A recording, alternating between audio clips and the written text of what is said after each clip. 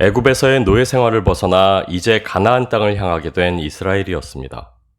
그리고 하나님은 이스라엘로 은금 패물과 의복을 애굽 사람들로부터 취하게 하사 빈손으로 애굽을 떠나지 않게 하셨습니다. 다시 말해 하나님께서는 이스라엘 구성원 모두가 든든히 한 몫씩을 챙겨 나올 수 있게 하셨습니다. 그러나 가나안으로 향하는 이스라엘 앞에 놓여 있는 것은 광야였습니다. 은금 패물이 아무런 쓸모가 없는 땅, 은금 패물로는 생을 유지하고 만족하게 할 수 없는 땅, 하나님께서는 바로 그 광야를 이스라엘 민족을 자신의 성민으로 훈련시킬 장소로 택하셨습니다. 신명기 29장 5절 말씀입니다. 주께서 40년 동안 너희를 광야에서 인도하셨거니와 너희 몸에 옷이 낡아지지 아니하였고 너의 발의 신이 헤어지지 아니하였으며. 광야 40년 동안 발이 부르트지 않게 하시고 의복이 헤어지지 않게 하신 하나님이었습니다. 애굽을 나오며 한 몫씩 챙겨온 은금 패물이 아닌 오직 하나님의 은혜로 그 광야를 살게 하신 하나님이었습니다. 이스라엘이 그들의 삶과 생에 있어 참으로 소망하고 의지해야만 할 것은 물질적 풍요가 아닌 오직 하나님의 임재와 인도와 은혜였습니다.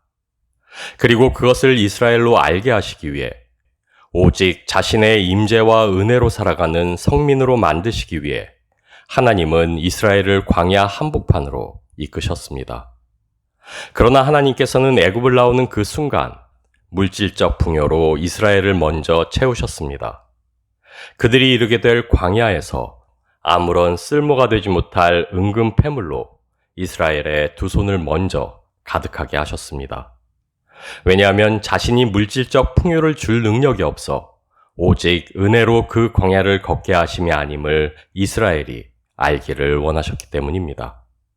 채워주신 물질적 풍요보다 더욱 중요하고 필요한 것이 하나님 자신의 임재와 인도임을 알게 하시기를 원하셨기 때문입니다.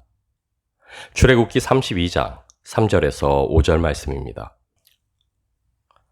모든 백성이 그 귀에서 금고리를 빼어 아론에게로 가져가매 아론이 그들의 손에서 금고리를 받아 부어서 조각칼로 새겨 송아지 형상을 만드니 그들이 말하되 이스라엘아 이는 너희를 애굽 땅에서 인도하여 낸 너희의 신이로다 하는지라.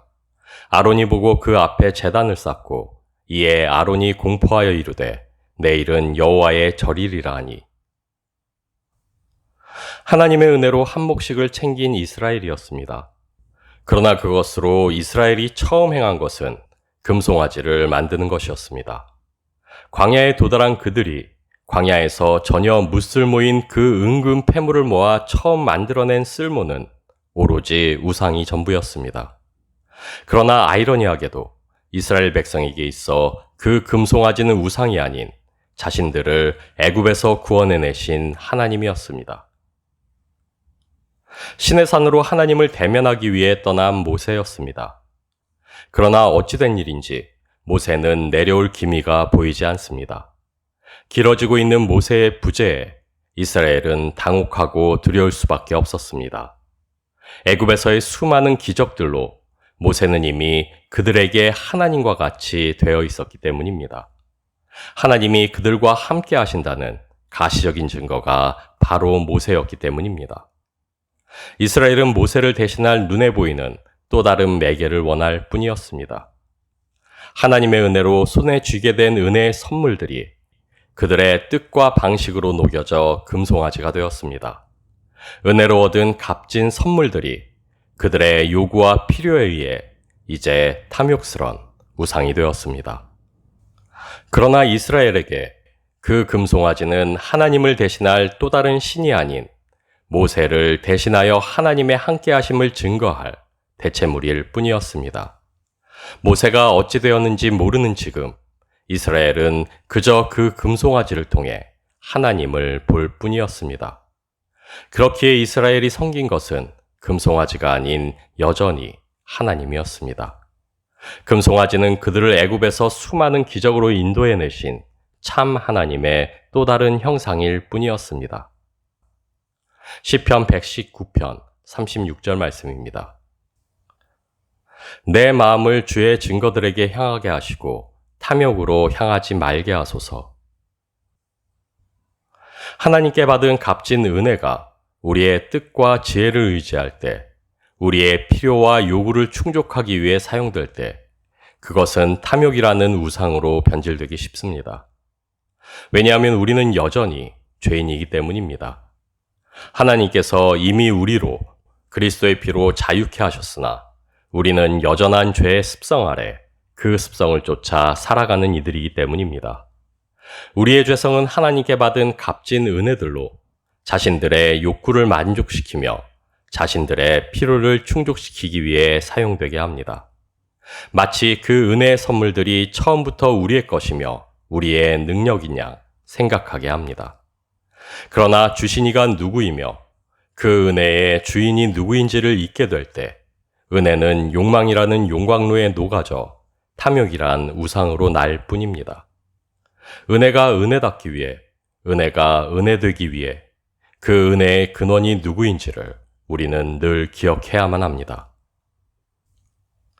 이스라엘을 물질로 풍요케 하신 이는 하나님이었습니다.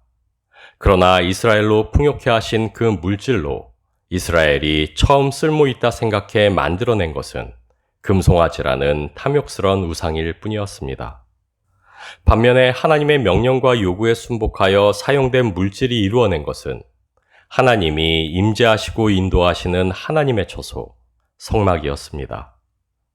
광야에서 무쓸모인 은금 패물을 기꺼이 사용하여 이스라엘이 만들어낸 쓸모는 탐욕의 결정이었으나 무쓸모인 은금 패물을 사용하여 하나님이 하신 것은 거룩한 그분의 임재였습니다. 인간의 욕구와 의지를 만난 은혜는 탐욕스러운 우상을 만들어내었으나 하나님의 뜻과 의지를 만난 은혜는 거룩한 하나님의 임재와 인도하심이 되었습니다. 마가복음 8장 34절 말씀입니다. 무리와 제자들을 불러 이르시되 누구든지 나를 따라오려거든 자기를 부인하고 자기 십자가를 지고 나를 따를 것이니라. 이스라엘이 그러했듯 우리도 오직 은혜로 구원을 받았습니다. 이스라엘이 그러했듯 우리도 그 구원과 함께 성령의 풍성한 은사들로 채우심을 받았습니다. 그리고 이스라엘이 그러했듯 죄와 죽음이 여전한 광야와 같은 세상 위를 우리도 걸으며 이스라엘이 그러했듯 그 광야를 오직 하나님의 은혜로 살아갑니다. 우리의 구원은 오직 하나님의 은혜였습니다. 그리고 그 구원의 풍성함을 안고 광야와 같은 여전한 세상을 살아갑니다. 하나님께서는 구원의 풍성함과 그 능력으로 우리를 충만케 하셨으나 그러나 우리는 이 광야와 같은 세상에서 우리의 힘이나 우리에게 주신 능력이 아닌 여전한 하나님의 은혜로 살아가는 법을 배워가야만 합니다. 은혜가 은혜되기 위해, 구원이 구원답기 위해 우리는 삶의 매 순간 우리 자신들이 아닌 하나님과 마주해야만 합니다. 세상의 방식이 아닌 하나님의 방식으로 살아가는 법을 배워가야만 합니다.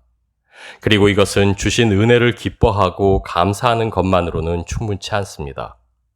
그래서 주님께서는 우리에게 각자의 분량에 맞는 십자가를 지워주셨습니다. 주신 새 계명으로 마땅히 쫓아 걸어야만 할 하나님의 길을 보게 하셨습니다. 은혜를 은혜답게 하며 구원을 구원답게 하는 것, 그리스도인을 그리스도인답게 하고 주님 몸의 지체요 교회이게 하는 것. 그래서 하나님께서는 우리의 기대와 소망이 아닌 각자에게 허락하신 십자가를 지게 하셨습니다. 새 계명을 주사 우리 자신들이 아닌 하나님의 뜻과 길을 쫓게 하셨습니다. 우리 자신이 아닌 그리스도 예수의 마음을 품고 살아가게 하셨습니다. 왜냐하면 우리에게 베풀어진 가장 큰 하나님의 은혜는 세상을 이처럼 사랑하신 하나님의 사랑이요, 우리에게 베풀어진 구원은 독생자를 아낌없이 내어주신 그분의 사랑이었기 때문입니다. 그렇게 우리 각자에게 분량대로 지어주신 그 사랑의 십자가는 우리로 충만케 하신 하나님의 은혜요, 주님 임재의 상징이라 할 수 있습니다. 왜냐하면 그 십자가야말로 하나님의 뜻과 지혜요. 십자가에는 더할 수 없는 사랑으로 우리를 사랑하신 주님의 사랑이 깊게 새겨져 있기 때문입니다. 요한복음 13장 34절 말씀입니다.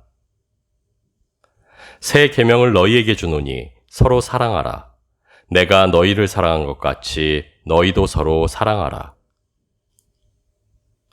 우리 주님은 완전하라는 하나님의 명령에 기꺼이 십자가를 지고 걷는 그 사랑으로 답하셨습니다.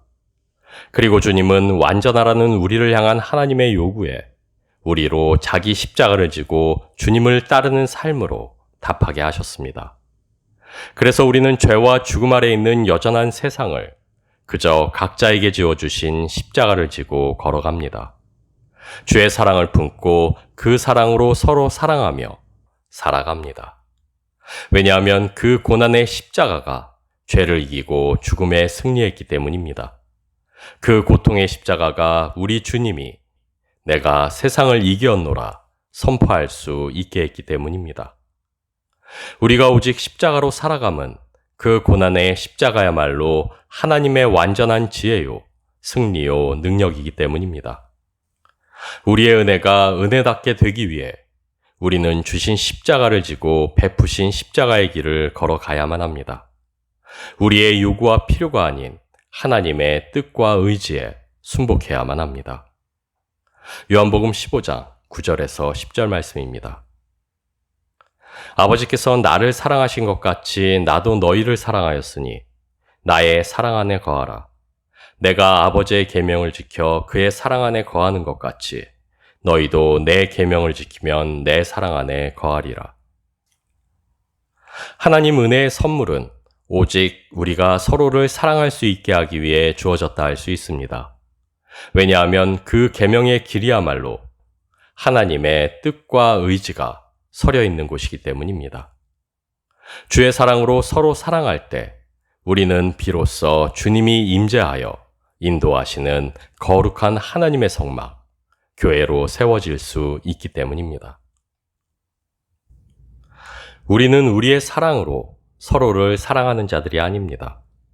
우리는 우리의 방식으로 서로를 사랑하는 자들이어서는 안 됩니다.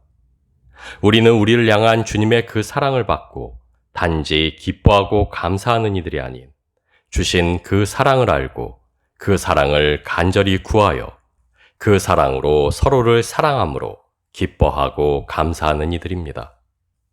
그 사랑으로 서로를 사랑함으로 주님의 그 사랑에 화답하고 주님의 그 사랑으로 사랑함으로 주의 임재 가운데 거하는 우리는 교회입니다. 은혜가 은혜되게 하기 위해, 구원이 구원답게 하기 위해, 그리고 교회가 교회되게 하기 위해 우리는 우리를 사랑하사 기꺼이 십자가를 지신 우리 주님의 그 사랑으로 서로를 사랑해야만 합니다.